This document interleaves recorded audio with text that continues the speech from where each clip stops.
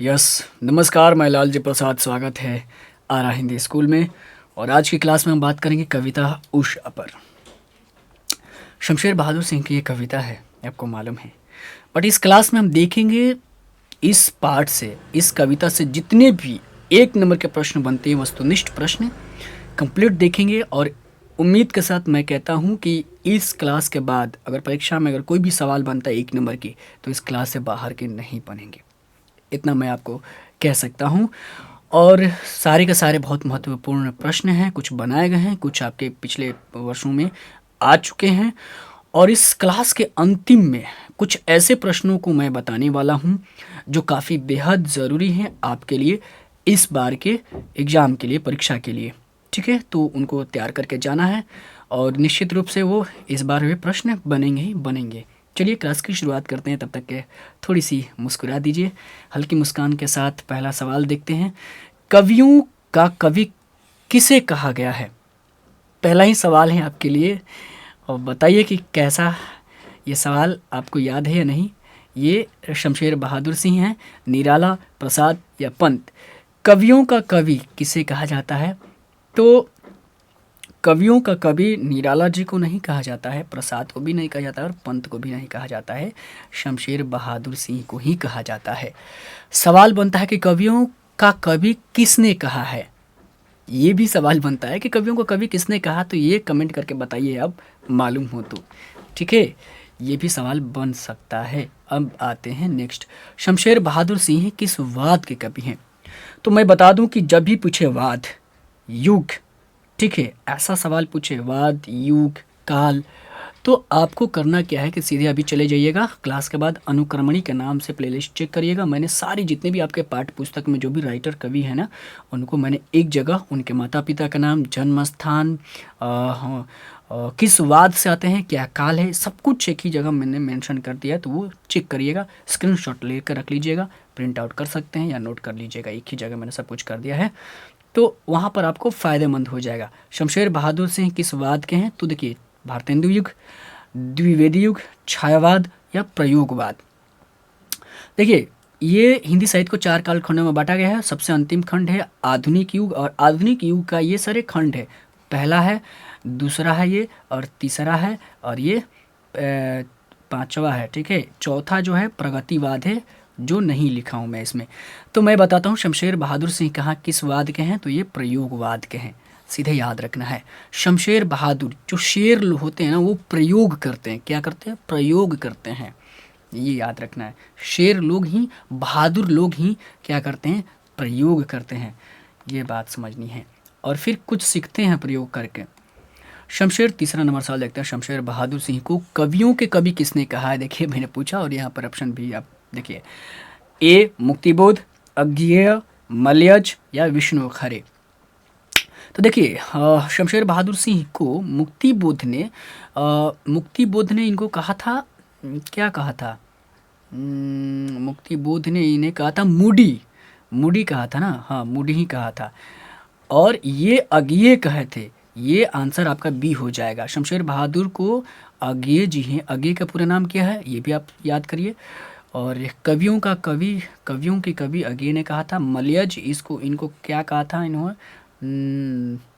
मलयज क्या कहा था याद है? हाँ, विष्णु खरे कहते हैं। विष्णु खरे कहते हैं कि शमशेर की शमशेरियत, ये कहा हुआ था। मुक्तिबोध ने भी कुछ कहा हुआ है। हाँ, मुक्तिबोध चित्रात्मक या प्रेम का काव्य, प्रेम या सौंदर्य का कवि कहा था, कुछ ऐसा ही। खैर, कुछ कुछ चीज़ें याद होती हैं तो भूल जाता है आदमी। बाकी मेन वही है, अज्ञेय जी कवियों का कवि कहा है, ने कहा है। शमशेर बहादुर सिंह के पिता का नाम बताना है। बहुत बार ये पूछा जा चुका है इस तरीके से, अलग अलग राइटरों के पिता का नाम। तो आपको ध्यान रखना है, किसी भी राइटर के पिता का नाम भूलना नहीं है, ज़रूर पढ़ना है। और माता का नाम रामनाथ, ये आप रामनाथ या देवी प्रसाद साहू, हरदेव सहाय और तारीफ सिंह। आपको इन चारों में से बताना है कि पिता का नाम क्या है शमशेर बहादुर के। मैं बता दूं, रामनाथ की इनके पिता का नाम है। याद है कुछ? याद? देखिए, मैं बताता हूँ। ये है सुभद्रा कुमारी, सुभद्रा, ठीक है। सुभद्रा कुमारी चौहान के पिता का नाम है रामनाथ, ठाकुर रामनाथ। देवी प्रसाद साहू किसका पिता का नाम है? किसके पिता के? तो ये हो गए प्रसाद, ठीक है। और प्रसाद का पूरा नाम क्या है ये याद करिए आप। हरदेव सहाय किसके पिता के नाम है? तो ये अधिनायक के कवि कौन हैं? अधिनायक हैं रघुवीर। ठीक है, रघुवीर। ठीक है, रघुवीर जी हैं, तो इनके पिता के नाम है हरदेव और तारिफ सिंह। डी आंसर हो जाएगा। कोई दिक्कत है आपको? एक साथ 4 लोगों को समझ रहे हैं, कोई दिक्कत है? ऐसे ही पढ़ना होगा आपको। अगर ऐसे पढ़ते हैं ना तब जाकर लगेगा कि हाँ आप कुछ तैयार हो गए हैं। और आपको मालूम होना चाहिए हर ऑप्शन को के ऊपर विश्लेषण करिए, हर ऑप्शन के ऊपर ध्यान ले जाइए। 5 नंबर, प्रभुदेव किसकी माता का नाम है? प्रभुदेव किसकी यहाँ पर होगा? ठीक है, किसकी माता का नाम है? तो प्रभुदेव मुक्तिबोध, अशोक वाजपेयी, शमशेर बहादुर सिंह, सुभद्रा कुमारी चौहान। तो आपको ये बताना है। देखिए, मुक्तिबोध की माता का नाम क्या है? पार्वती बाई। ठीक है। अशोक वाजपेयी की माता का नाम क्या है? तो अशोक वाजपेयी का नाम माता का नाम है निर्मला देवी। शमशेर बहादुर सिंह की माता का नाम क्या है? प्रभुदेव। और सुभद्रा कुमारी चौहान के माता का नाम धीराज कुंवर। ये ऐसे याद रहना चाहिए जैसे मुझे याद है, तब जाकर आप किसी की माता का नाम, किसी के पिता का नाम पूछे बता सकते हैं। शमशेर बहादुर, नेक्स्ट प्रश्न, शमशेर बहादुर की पत्नी का क्या नाम है? यहाँ पर पत्नी का नाम 2-3 राइटर ऐसे हैं केवल पत्नी का नाम दिया हुआ, तो जैसे तुलसीदास का हुआ, शमशेर का हुआ, तो जो पत्नी का नाम दिया तो ज़रूर याद रखिएगा। धर्म देवी, रत्नावली, सरला देवी, निर्मला देवी। धर्म देवी या सर, देखिए अभी मैंने बताया ये निर्मला देवी किन की माता का नाम है? तो निर्मला हो गया आपका अशोक वाजपेयी का, जो हारजीत कविता लिखे हुए हैं, अशोक का। ठीक है। और ये सरला किन का हो गया? तो ये ज्ञानेंद्र। ठीक है, ज्ञानेंद्र। ये क्या कौन सा कविता लिखे हैं? गांव का घर। और रत्नावली किन की पत्नी का नाम है? ये दोनों माता का नाम है, ये लेखकों की माता का नाम है। और रत्नावली पत्नी का नाम है तुलसीदास की, तुलसीदास है। ठीक है। और ये धर्म देवी ही शमशेर बहादुर की पत्नी का नाम है। तो ये 2 पत्नियां हैं और ये 2 माताएं हैं। क्लियर? मैंने इसी तरीके से सजा कर रखा हुआ है कि ताकि आपको कुछ ज़्यादा सिखाया जाए कम से कम समय में, एक ही क्लास में। इसके बाद आप बताइए क्या ज़्यादा आ सकता है क्या कोई प्रश्न? और आएगा तो क्या आप नहीं मार सकते हैं, गर्दा उड़ा सकते हैं आप? शमशेर बहादुर सिंह द्वारा संपादित पत्रिका नहीं है, यहाँ पर ध्यान देना है। और क्या कह रहा कि संपादित पत्रिका, संपादित मतलब क्या होता है भाई? मतलब उसको प्रकाशित करना अपने निगरानी में। ठीक है, एडिट करना, कुछ भी कोई भी लिख कर दे, सारा को एडिट कैसे क्या करना है, पत्रिका में कौन सी चीज़ें कहाँ होनी है, क्या क्या उसमें डलनी है, और सब कुछ देखता है संपादक। इंदु, रूपाभ, माया और नया साहित्य। और नहीं बताना है इंदु पत्रिका का, अगर ज़रा से भी अगर पीछे आप पढ़े होंगे ना, मेरी क्लास अगर पढ़े होंगे यहाँ पर, या फिर किसी और की, या फिर ये पढ़े होंगे तुमुल कोलाहल कलह में, ये कविता जयशंकर प्रसाद की है, और पढ़े होंगे वहाँ पर तो एक चीज़ मिला हुआ, इंदु का प्रकाशन 1909 में होता है। और कौन करता है? तो अंबिका प्रसाद करते हैं। और क्या है वो? भांजे हैं। और किसके? तो जयशंकर प्रसाद के। तो इंदु पत्रिका, इतना चीज़ मैंने बता दिया आपको, यही आपका आंसर हो जाएगा, जो शमशेर बहादुर सिंह द्वारा संपादित नहीं है। लेकिन रूपाभ है, याद रखना है, माया, नया साहित्य। ठीक है, और भी हैं, कहानी के नाम से भी इन्होंने पत्रिका को संपादित किया था। तो ये सारा। नेक्स्ट प्रश्न हम बढ़ते हैं। 8 नंबर, साहित्य अकादमी पुरस्कार शमशेर को किस कृति, या शमशेर अगर दे दी, पूछे कि शमशेर का पूरा नाम क्या है, तो ये भी ऐसे याद रखना है, शमशेर को किस कृति के लिए दिया गया था, ये बताना है कि साहित्य अकादमी जो पुरस्कार मिला है वो किस कृति के लिए दिया गया है शमशेर बहादुर सिंह को। तो चुका भी नहीं हूँ मैं, इतने पास अपने बात बोलेगी काल तुझसे। इस प्रश्न को रखने का मकसद यही है कि इसमें जितने भी हैं ये सारी की सारी रचनाएं शमशेर बहादुर सिंह की हैं। तो एक तो ऐसा ही पता चलेगा, याद हो जाएगा। दूसरा, ये आंसर हो जाएगा इसका। चुका भी हूँ नहीं मैं, यही इसी के लेकर इनको साहित्य अकादमी पुरस्कार दिया गया था। नेक्स्ट प्रश्न देखिए, 9 नंबर, शमशेर बहादुर सिंह का जन्म कब होता है? तो जन्म 13 जनवरी 1911, 13 मार्च 1911, 23 फरवरी 1911, 22 अप्रैल 1911। जन्म इनका 1911 होता है, ये आपको भी मालूम है, पर यहाँ पर दिया है भुलाने के लिए। ये होता है एग्जामिनर का एग्ज़ाम पेपर सेट करने का तरीका, कई बार आपको भुला सकता है वो। तो देखिए, ये 1 जनवरी है तो ये 13 जनवरी हो जाएगा, ठीक है, आंसर ए हो जाएगा इसका। याद रखिए 13 जनवरी, 13 कितने शेर थे भाई बहादुर, 13 थे, 13 जनवरी ऐसे याद रखिए। 1911 तो थे ही, 11 बहादुर शेर, 11 शमशेर बहादुर सिंह का जन्म कब हुआ, ये कहाँ हुआ, अच्छा वो कब हुआ 1911 में, और कहाँ हुआ ये बताना है। तो देहरादून, पटना, लखनऊ, दिल्ली, नहीं पटना में भी नहीं हुआ था, देहरादून, दूरदून, दूरदून ऐसे याद रखना है, दूरदून, ए दूरदून। कुछ कुछ ऐसा भी पढ़ेंगे ना तो परीक्षा एग्जाम हॉल में आपको याद आ जाएगा, लेकिन पढ़े रहेंगे तब याद आएगा, दिमाग को एक बार दिए रहेंगे तो याद कभी ना कभी कुछ आ ही जाता है। शमशेर बहादुर सिंह की पत्नी का नाम क्या है, गला फंस रहा मेरा। शमशेर बहादुर सिंह की पत्नी का नाम बताना है, तो अभी देखिए धर्म देवी, यही हम लोग पढ़ रहे थे। पार्वती बताइए किसकी माता का नाम है, तो ये हो गया मुक्तिबोध, धीराज कुंवर, सुभद्रा कुमारी चौहान, निर्मला देवी, अशोक वाजपेयी। अब बताइएगा, राख से लिपा हुआ चौका, यह कविता की पंक्ति है, बताना है किस कविता की पंक्ति है। पुत्र वियोग, अधिनायक, उषा, हार जीत। तो आपको मालूम है कि उषा से है। राख से लिपा हुआ चौका, उषा क्या होता है, उषा यानी जैसे सुबह होने को है, यानी उस समय को, उस काल को ही उषा कहते हैं। यानी पूरी तरीके से पूरी तरीके से रात भी नहीं है और पूरी तरीके से सुबह भी नहीं है, बट सुबह होने को है। उसी वक्त को उषा कहा जाता है, ठीक है। तो राख से लिपा हुआ, ये भी राख से गांव के चूल्हा चौकी लिपा जाता है उसी वक्त ना, उषा में ही ना माएँ उठ जाती हैं, हम लोग सोए रहते हैं, वो लोग चूल्हा चौकी लिप कर तैयार करके चूल्हा को तैयार कर देती हैं। देखिए तो इसे भी आप जोड़ के समझ सकते हैं। अब नेक्स्ट प्रश्न चलते हैं।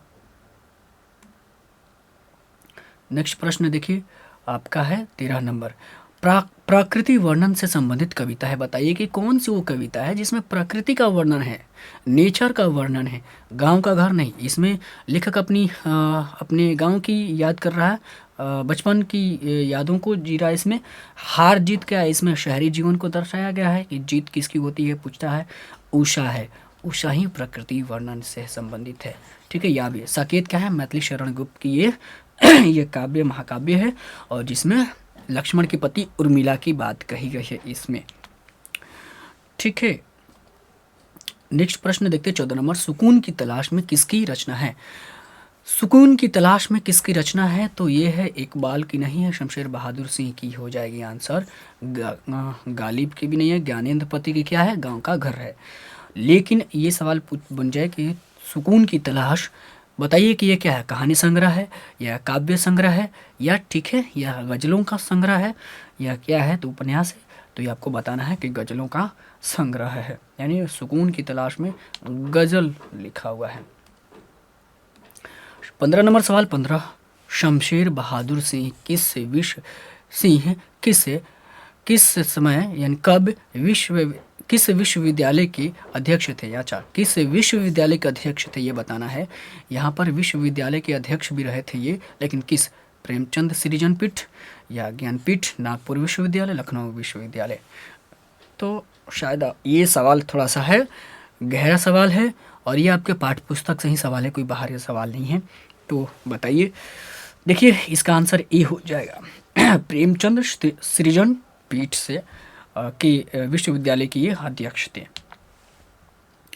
अब सवाल नंबर चलते हैं 16, उषा शीर्षक कविता के कवि हैं, आपको मालूम है बहादुर सिंह हैं। इसमें कोई ये नहीं करना है, टाइम टेकिंग नहीं लेना है, सब कब से तो यही बात कर रहे हैं हम लोग।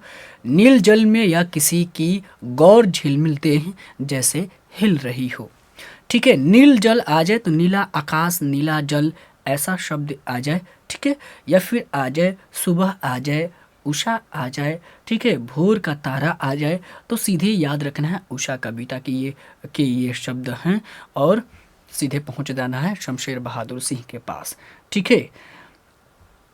तो पुत्र वियोग उषा बी आंसर हो जाएगा, मैंने बता दिया।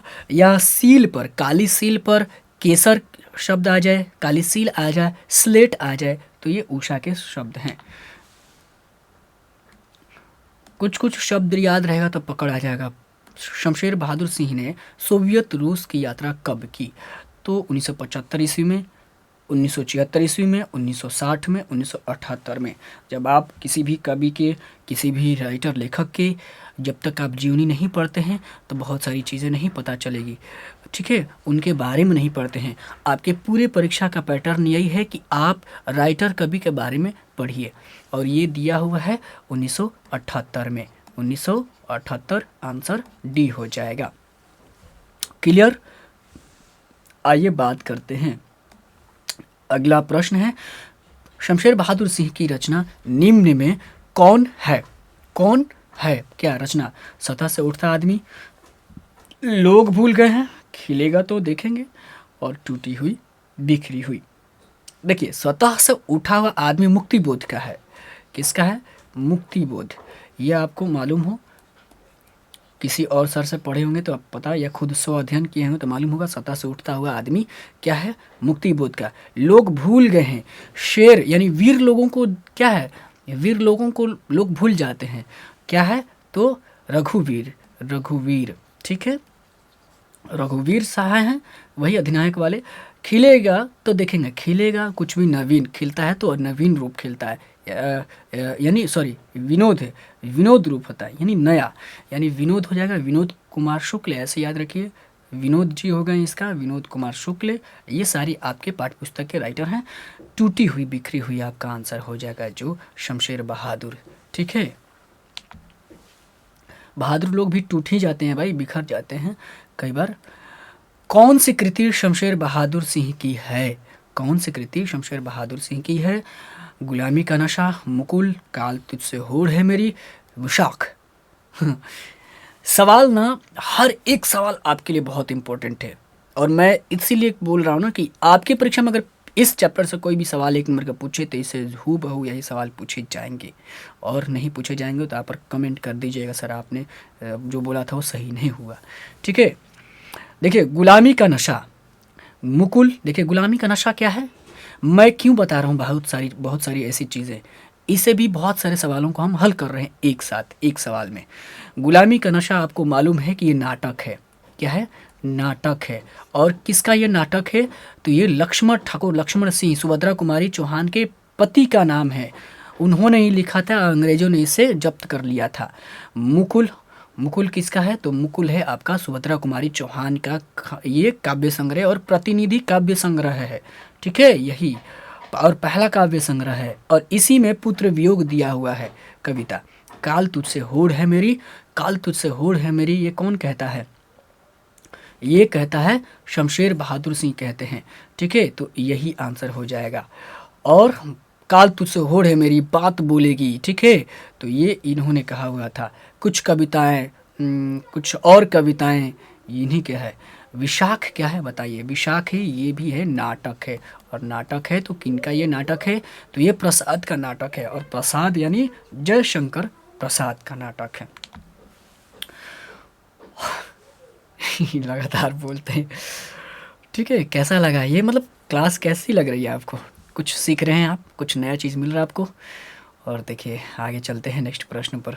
21 कौन सी कृति शमशेर बहादुर सिंह की नहीं है? देखिए, मैं लगातार इसलिए बोल रहा हूँ ना कि आपको रिवीजन करना है, तो लगातार चीज़ों को देखते रहेंगे तो दिमाग में आएगा, ठीक है। अगर आप जानते हैं तो कमेंट करते रहिए, अगर कहीं मैं गलत होता हूँ, कहीं मिस्टेक होती है तो आप कमेंट बेझिझक करिएगा। ऐसा मैं विद्वान नहीं हूँ, ठीक है, गलतियाँ हो सकती हैं। इतने पास अपने उदिता टूटी हुई बिखरी हुई, भारत इतिहास और संस्कृति। ये पूछा कृति, कृति मतलब रचना, ठीक है, तो बताना है शमशेर बहादुर की नहीं है, बताना है। तो ये देखिए, इतने पास ये है, उदिता भी है, और टूटी हुई बिखरी हुई अभी पीछे देखें है, ये जो है डी आंसर नहीं है, ठीक है। अब नेक्स्ट प्रश्न पर चलते हैं, और नेक्स्ट प्रश्न है, सुकून की तलाश क्या है? तो अभी मैंने पीछे बताया कि सुकून की तलाश क्या है, ये रचना शमशेर बहादुर सिंह की है, लेकिन है क्या? तो ये गज़लों की संग्रह, गज़लों का संग्रह है, ये आंसर हो जाएगा, ठीक है, उपन्यास नहीं है। आइए बात करते हैं।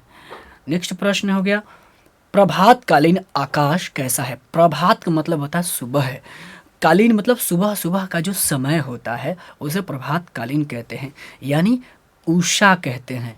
सवाल पूछे कि उषा आकाश आकाश कैसा है, उषा के वक्त आकाश कैसा है, या प्रभातकालीन। सवाल ऐसे ही बदल सकता है, आंसर भी मालूम रहे लेकिन भूल सकते हैं आप। कमल के रंग जैसा, नील के शंख जैसा, काली सील के जैसा, उजली सीप के जैसा। तो आपको मालूम है कि सुबह सुबह का जो आकाश होता है वो कैसा दिखता है, बिल्कुल नीला दिखता है। लेकिन कभी कहा है कि वो कैसा दिख रहा है भाई, तो शंख की तरह दिखा हुआ है, तो बी आंसर हो जाएगा। यहाँ पर ध्यान देने की बात है, नीले शंख की जैसा वो प्रभातकालीन आकाश है। ठीक है, और काली सील अगर आ जाए, काली सील, तो ये भी याद रखना है कि इसी कविता से ये शब्द है।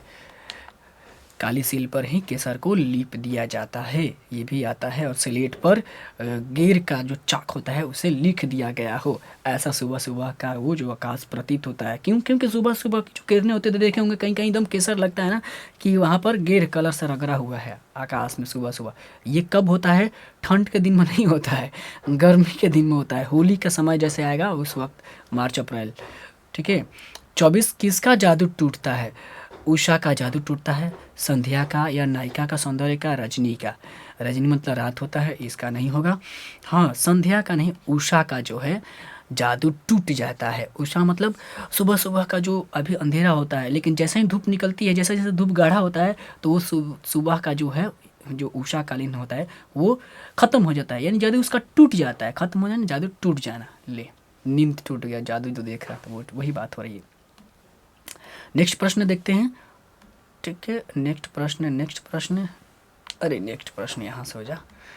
नेक्स्ट प्रश्न है, 25 चुका भी नहीं हूँ मैं के रचयिता बताना है, और बताना है त्रिलोचन, शमशेर बहादुर सिंह, नागार्जुन, मुक्तिबोध। तो ये हो जाएगा, ये आपका हो जाएगा शमशेर बहादुर सिंह, आंसर हो जाएगा। यहाँ पर ऑप्शन आगे पीछे हो गया है, ये हो जाएगा बी, ये हो जाएगा सी। ठीक है, तो यहाँ पर बी आंसर मान लीजिए। और आपको मालूम है कि चुका भी नहीं हूँ मैं, इसी के लिए इन्हें साहित्य अकादमी पुरस्कार दिया गया था, है ना। आगे बढ़ते हैं। हाँ, उषा, 26 नंबर प्रश्न है, उषा का जादू कब टूटता है? देखिए, जादू किसका टूटता है? तो उषा का टूटता है, लेकिन कब टूटता है? तो सपनों में नहीं, विस्मृति में, या सूर्योदय होने पर, ध्यान में। आपको मालूम है कि उषा कब समाप्त होती है भाई? तो सुबह सुबह, यानी सूर्योदय का समय, सी आंसर हो जाएगा। या प्रातःकालीन, सूर्योदय का समय दे या फिर प्रातःकालीन, दोनों याद रखना है। नेक्स्ट प्रश्न देखते हैं, 27 नंबर, और 27 नंबर है, इतने अपने पास शीर्षक संकलन किस कवि के द्वारा लिखा गया है? इतने पास, तो ये आप जानते हैं, शमशेर बहादुर सिंह, डी आंसर हो जाएगा, कोई घबराने की बात नहीं है। विनोद कुमार शुक्ल की कविता का नाम क्या है बताइए? याद आ रहा? ज्ञानेंद्रपति का गांव का घर, ये तो याद आ रहा होगा। ये विनोद कुमार शुक्ल, प्यारे नन्हे बेटे का, है ना।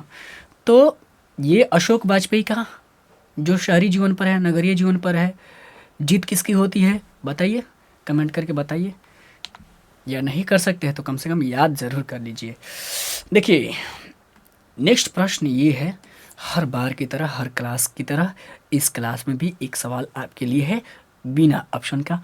अब आप इसको कमेंट करके बताइएगा कि शमशेर बहादुर सिंह हिंदी कविता के किस चेतना के कवि हैं। ये लिखना, सीधे पूरा लिखना है कि शमशेर बहादुर सिंह, कमेंट बॉक्स में शमशेर बहादुर सिंह हिंदी कविता के जो आंसर होगा के चेतना के कवि हैं, कमेंट ज़रूर करिएगा। इससे मैं समझूंगा कि आपने क्लास को पूरी तरीके से देखा भी है और आप अपने पढ़ाई को लेकर काफ़ी चिंतित हैं। ठीक है, सीरियस हैं, है ना। चलिए, तब तक के लिए आगे बढ़ते हैं। और सबसे ज़रूरी इस क्लास का, इस बार 2025 में आपके लिए बेहद ज़रूरी कुछ प्रश्न जो खासकर आएंगे ही आएंगे। ठीक है, देखिए इसको क्या करना है, स्क्रीनशॉट लगा लीजिए। ठीक है, स्क्रीनशॉट लगा लीजिए।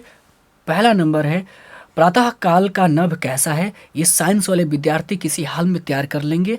ठीक है, 2 नंबर का प्रश्न, उषा का जादू कैसा है? साइंस और आर्ट्स कॉमर्स वाले तीनों तैयार कर लेंगे। 2 नंबर के प्रश्न। इस बार संभावित प्रश्न है, राख से लिपा हुआ चौक का कि द्वारा कवि ने क्या कहना चाहिए, साइंस वाले खासकर तैयार कर लेंगे। किसी हाल में 2 नंबर के प्रश्न, नील जल में किसकी गौर देह हिल रही है, आर्ट्स वाले विद्यार्थी किसी हाल में इसको तैयार कर लेंगे। ये आपका 2 नंबर के प्रश्न, यहाँ तक के 2 नंबर के प्रश्न हो गए, तैयार कर लेना है। ठीक है, अब 5 नंबर के प्रश्न जो पूछा जाता है, उषा कविता का केंद्रीय भाव, खासकर साइंस वाले विद्यार्थी किसी हाल में इसको तैयार करके रखेंगे। ये 5 नंबर के प्रश्न आएगा ही आएगा। सप्रसंग व्याख्या साइंस वाले विद्यार्थी, चूंकि इस पार्ट से ना इस बार संभवतः आर्ट्स वालों के लिए 5 नंबर का ऐसा सवाल न बने, लेकिन आपको कम से कम इस चीज़ को 5 नंबर वाला साइंस वाला, ये वाला आर्ट्स वाले विद्यार्थी तैयार कर सकते हैं। बट 6ठा नंबर प्रश्न देख रहे हैं, सप्रसंग व्याख्या, भावार्थ पूछ ले, मर्म पूछ ले। ठीक है, तो साइंस वाले विद्यार्थी किसी हाल में इन दोनों को तैयार कर लीजिएगा। किसी हाल में ये 4 नंबर के प्रश्न बनते हैं आपके लिए, तो ये आ जाएंगे। जादू टूटता है इस उषा का, अब सूर्योदय हो रहा है, बहुत काली सील जरा से लाल केसर की जैसे धुल गई हो। तो ये आपका बहुत ज़रूरी प्रश्न है 2025 के लिए।